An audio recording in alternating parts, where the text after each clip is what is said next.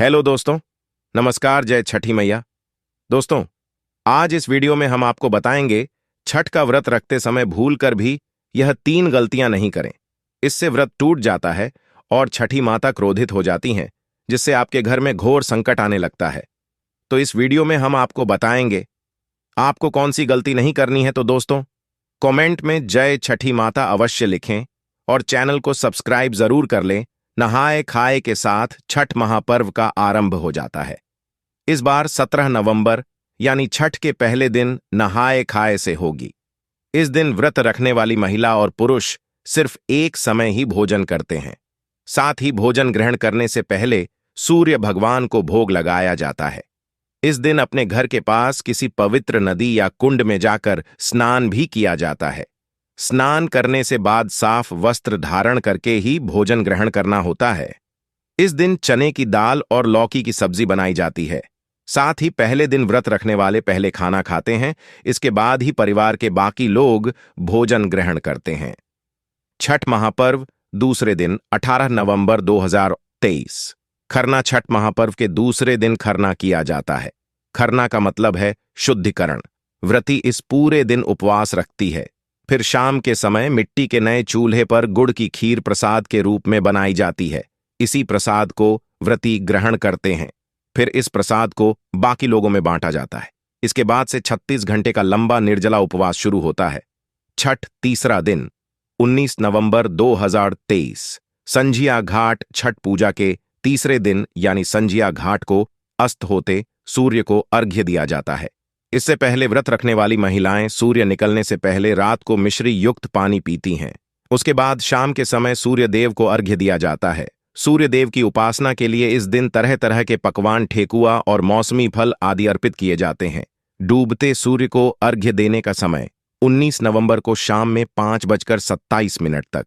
छठ पूजा के चौथे दिन यानी भौरखा घाट 20 नवंबर 2023 को उगते सूर्य को अर्घ्य दिया जाता है। सूर्य देव को अर्घ्य देते समय संतान और परिवार की सुख शांति बनाए रखने की कामना की जाती है। सूर्य को अर्घ्य देने के बाद प्रसाद ग्रहण कर व्रत का समापन किया जाता है। उगते सूर्य को अर्घ्य देने का समय 20 नवंबर को सुबह 6:47 पर। छठ के व्रत में यह गलती नहीं करें। छठ माता क्रोधित हो जाती है। सूरज को अर्घ्य देते वक्त ना करें। भूल छठ पूजा के पर्व पर सूरज को अर्घ्य देते वक्त किसी भी तरह के शीशे या स्टील के बर्तन का इस्तेमाल नहीं करना चाहिए। सूरज को अर्घ्य दिया बिना यह पर्व अधूरा माना जाता है। साफ सफाई का रखें ध्यान। छठ पूजा के दौरान साफ सफाई का खास तौर पर ध्यान दें। इस पूजा के दौरान कपड़ों से लेकर पूरे घर को बिल्कुल साफ रखना चाहिए। साथ ही प्रसाद बनाते वक्त भी साफ सफाई का पूरा ख्याल रखें। जाने कहां सोना चाहिए। छठ पूजा के दौरान जो भी व्रत रख रहा है उसे पलंग पर नहीं सोना चाहिए। न पलंग बल्कि चारपाई आदि पर भी सोने की मनाही होती है। इस व्रत के दौरान फर्श पर सोना चाहिए।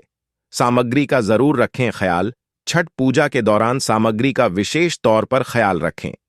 इस पूजा के दौरान सिंदूर, कुमकुम, आलता, मेहंदी, पीतल का सूप, शक्करंगदी, नारियल, ईख, शहद, पान, सुपारी, लौंग और इलायची जैसी सामग्री का जरूर इस्तेमाल करें। मांसाहारी खाने से करें परहेज। छठ पूजा के दिन किसी भी तरह के मांसाहारी खाना खाने से बचना चाहिए। खाने के साथ साथ पूजा के किसी भी तरह के मांसाहारी सामान को घर में या पूजा के आसपास नहीं रखना चाहिए। माना जाता है कि छठी मैया ऐसा करने से नाराज हो जाती हैं। छठ पूजा पर महिलाओं के मांग में सिंदूर भरने के पीछे कई मान्यताएं हैं। मान्यताओं के मुताबिक जो स्त्री अपनी मांग के सिंदूर को बालों में छुपा लेती हैं, उनका पति समाज में भी छुप जाता है। पति को वह सम्मान नहीं मिलता जिसके वह हकदार होते हैं। इसी कारण महिलाएं लंबा सिंदूर लगाती हैं ताकि पति की आयु बढ़ने के साथ ही उनका सम्मान बढ़े। छठ पूजा करने वाली महिलाएं अगर मांग में सिंदूर लगा रही हैं तो ध्यान रखें कि सिंदूर माथे से लगाना शुरू करते हुए मांग तक ले जाएं।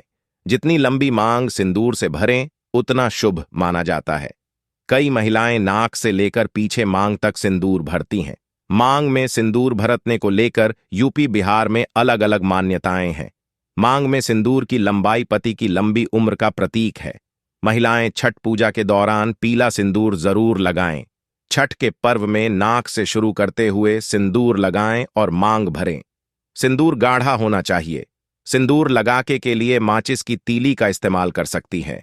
सिंदूर महिलाओं के सुहाग की निशानी होती है और पति की लंबी आयु का प्रतीक है। सुहागिन के 16 श्रृंगार में से एक सबसे अहम सिंदूर है, जिसका पूजा में होना अनिवार्य है। हिंदू धर्म में पूजा में नारियल का बहुत अधिक महत्व है। नारियल को बहुत ही पवित्र फल माना जाता है। वहीं छठ मियाँ की पूजा में भी नारियल का बहुत अधिक महत्व है। श्रद्धालुओं के डाले में इस दिन बहुत नारियल रखे होते हैं, क्योंकि नारियल चढ़ाने से मनोकामनाएं पूरी होती हैं। इसलिए नारियल चढ़ाकर लोग अपनी मनोकामना मांगते हैं। छठ मैया को केला बहुत प्रिय है, क्योंकि केला पवित्र फलों में से एक है। इसकी पवित्रता के कारण इसे छठ पूजा में रखा जाता है। लोग मनोकामना पूर्ति के लिए छठ मैया को केले का घवद भेंट करते हैं। बिहार और पूर्वांचल में इसकी खेती भी खूब होती है, जिसकी वजह से यह आसानी से उपलब्ध हो जाता है। छठ पूजा में गन्ने का होना जरूरी होता है। कई जगहों पर गन्ने का घर बनाया जाता है, जिसके नीचे छठ मैया की पूजा और आरती की जाती है। कहा जाता है कि इस तरह पूजा करने से घर में आनंद और समृद्धि आती है। गन्ना का बाहरी भाग बहुत सख्त होता है। पशु पक्षी भी इसे झूठा नहीं कर पाते। यह पूरी तरह पवित्र होता है, इसलिए यह छठ मैया को बहुत प्रिय होता है। डाब नींबू को छठ पूजा में बहुत अधिक महत्व माना जाता है। सामान्य नींबू से बड़े आकार का एक नींबू होता है, उसे डाब नींबू कहते हैं। इसका स्वाद खट्टा मीठा होता है। यह आकार में बहुत बड़ा और इसका आवरण बहुत मोटा होता है। इस कारण इसे पक्षी या पशु झूठा नहीं करते हैं। इसकी पवित्रता बनी रहती है। यही कारण है कि छठ मैया को डाब नींबू बहुत प्रिय है। सुपारी बेहद सख्त फल है। इसके बिना कोई पूजा पूरी नहीं मानी जाती है, इसलिए इस छठ मैया की पूजा में भी रखा जाता है। बेहद सख्त और आवरण में रहने की वजह से इसे भी पशु पक्षी झूठा नहीं कर पाते। यह पवित्र फल में गिना जाता है, इसलिए यह छठ मैया को प्रिय है। जल में फलने वाला फल है जल सिंघारा। यह माता लक्ष्मी को भी प्रिय है। जल में होने के कारण यह बहुत पवित्र मोटे आवरण होने की वजह से यह किसी पशु पक्षी द्वारा झूठा फल नहीं माना जाता है, इसलिए यह छठ मैया को प्रिय फल होता है। इसे भी पूजा में जरूर रखना चाहिए। 36 घंटे का यह कठिन निर्जल व्रत गर्भवती, धात्री एवं मधुमेह से पीड़ित महिलाओं के स्वास्थ्य के लिए हानिकारक हो सकता है।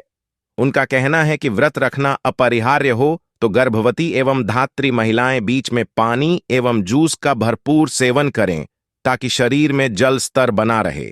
ऐसा न करने पर तमाम दुष्परिणाम संभावित हैं। उन्होंने सामान्य व्रती महिलाओं को व्रत के प्रारंभ होने के पूर्व भरपूर मात्रा में पानी एवं फल के जूस का सेवन करने की सलाह दी है। शुगर से ग्रसित महिलाओं को उन्होंने व्रत से दूर रहने की सलाह दी है। व्रत न तोड़ पाने की दशा में उन्होंने व्रत प्रारंभ होने के पूर्व दवा का सेवन न करने को कहा है। व्रत तोड़ने या पारण के दौरान उन्होंने शुगर से पीड़ित महिलाओं को हल्का खाना लेने को कहा है। पारण के दौरान या बाद में दवा का सेवन करने को कहा है। चेतावनी दी कि व्रत टूटते ही शुगर की दवा खाली पेट कदापि न लें। छठ व्रत कथा दिवाली के 6 दिन बाद छठ मनाया जाता है। छठ के महाव्रत को करना अत्यंत पुण्यदायक है। छठ व्रत सबसे महत्वपूर्ण रात्रि कार्तिक शुक्ल षष्ठी तिथि को होता है। सूर्योपासना का यह महापर्व 4 दिनों तक मनाया जाता है। छठ पर्व के लिए कई कथाएं प्रचलित हैं, किंतु पौराणिक शास्त्रों में इसे देवी द्रौपदी से जोड़कर देखा जाता है। मान्यता है कि जब पांडव जुए में अपना सारा राजपाट हार गए, तब द्रौपदी ने छठ का व्रत रखा था। द्रौपदी के व्रत के फल से पांडवों को अपना राजपाट वापस मिल गया था। इसी तरह छठ का व्रत करने से लोगों के घरों में समृद्धि और सुख आता है। छठ मुख्य रूप से बिहार, झारखंड, उत्तर प्रदेश सहित कई क्षेत्रों में छठ का महत्व है। छठ पूजा या सूर्य षष्ठी या छठ व्रत में सूर्य भगवान की पूजा होती है और धरती पर लोगों के सुखी जीवन के लिए सूर्य देव के प्रति आभार व्यक्त किया जाता है। सूर्य देव को ऊर्जा और जीवन शक्ति का देवता माना जाता है, इसलिए छठ पर्व पर समृद्धि के लिए पूजा की जाती है। सूर्य की पूजा से विभिन्न बीमारियों का इलाज संभव है। सूर्य पूजा के साथ स्नान किया जाता है। इससे कुष्ठ रोग जैसी गंभीर रोग भी दूर हो जाते हैं। छठ पर्व परिवार के सदस्यों और मित्रों की लंबी उम्र और समृद्धि के लिए भी मनाया जाता है। एक पौराणिक लोक कथा के अनुसार लंका विजय के बाद राम राज्य की स्थापना के दिन कार्तिक शुक्ल षष्ठी को भगवान राम और माता सीता ने उपवास किया और सूर्य देव की आराधना की। सप्तमी को सूर्योदय के समय पुनः अनुष्ठान कर सूर्य देव से आशीर्वाद प्राप्त किया था। एक अन्य मान्यता के अनुसार छठ पर्व की शुरुआत महाभारत काल में हुई थी। सबसे पहले सूर्यपुत्र कर्ण ने सूर्य देव की पूजा शुरू की। कर्ण भगवान सूर्य का परम भक्त था